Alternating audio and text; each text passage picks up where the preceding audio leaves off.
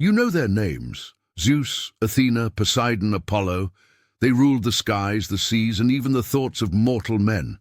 They weren't just myths, they were power, and their stories are intertwined with the lives of the ancient Greeks in ways that define history itself. Before democracy, before philosophy, before empires, there were the gods of Olympus. It began in chaos, the void where all things came to be.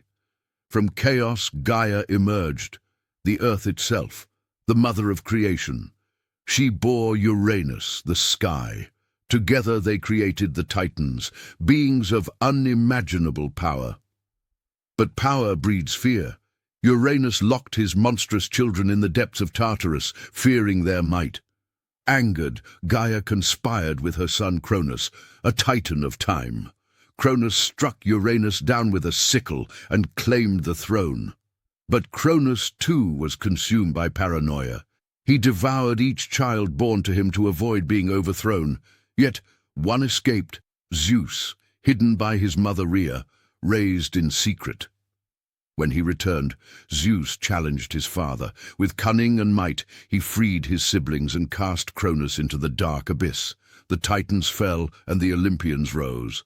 A new pantheon was born, and the world would never be the same. Zeus, king of the gods.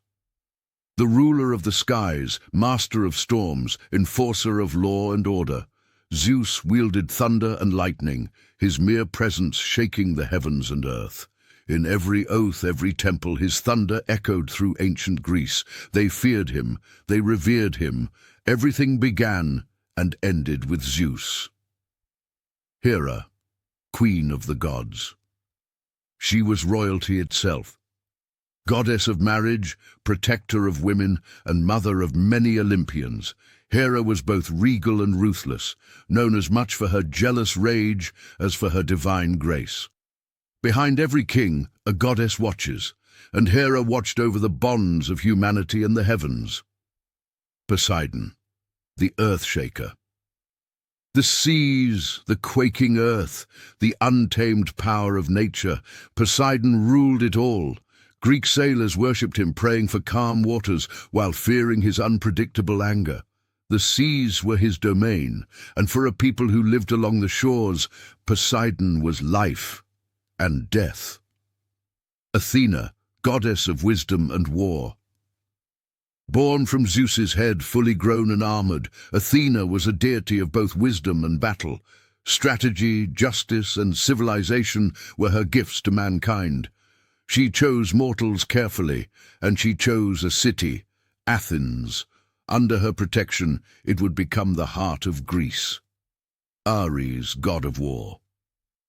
Where Athena offered reason, Ares brought raw chaos. He embodied the bloodlust and fury of combat, worshipped by the militant city-state of Sparta. For those who live for war, Ares was their god. Apollo, god of light and prophecy. With his golden lyre and unmatched arrows, Apollo brought both healing and plague. But it was his gift of prophecy, delivered through the oracle of Delphi, that truly shaped the ancient world. His word was law, and his temple was the center of the ancient Greek mind. Artemis, goddess of the hunt. The eternal maiden, protector of the wilds, Artemis roamed the forests, fierce and untamed, her bow always ready. She was worshipped where civilization met its edges, Ephesus, Sparta, and beyond. Dionysus, god of wine and madness. He brought joy, he brought ecstasy, and he brought chaos. Through festivals and theater, he united mortals in revelry, blurring the line between divine ecstasy and mortal folly. Hephaestus, Aphrodite, Demeter, Hades. Together they ruled heaven, earth, and the underworld, each embodying a part of mortal existence: beauty, fire, harvest, death. The gods were not distant, they were everywhere, in everything. And so, the gods shaped not just the heavens, but the cities of Greece. Athena watched over Athens, inspiring its philosophy, democracy, and military strategies. The city was her chosen realm, and her crowning achievement. Apollo made Delphi his sacred center. The oracle there became the voice of destiny, drawing leaders and warriors to seek his favor. Sparta, a city of warriors, worshipped Ares and Artemis. Raw power and untamed nature shaped their way of life. Poseidon reigned in naval cities like Corinth, his favor determining the rise and fall of maritime empires.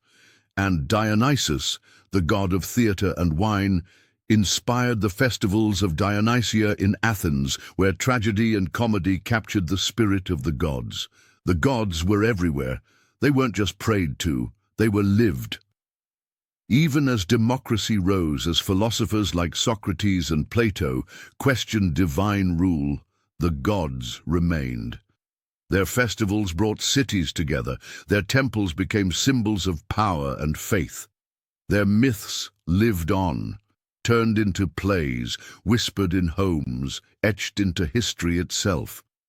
And now that we know the gods who built the Greek world, it's time to meet their favorite city, Athens. Athens awaits in our next video. Like and subscribe to make sure you don't miss it.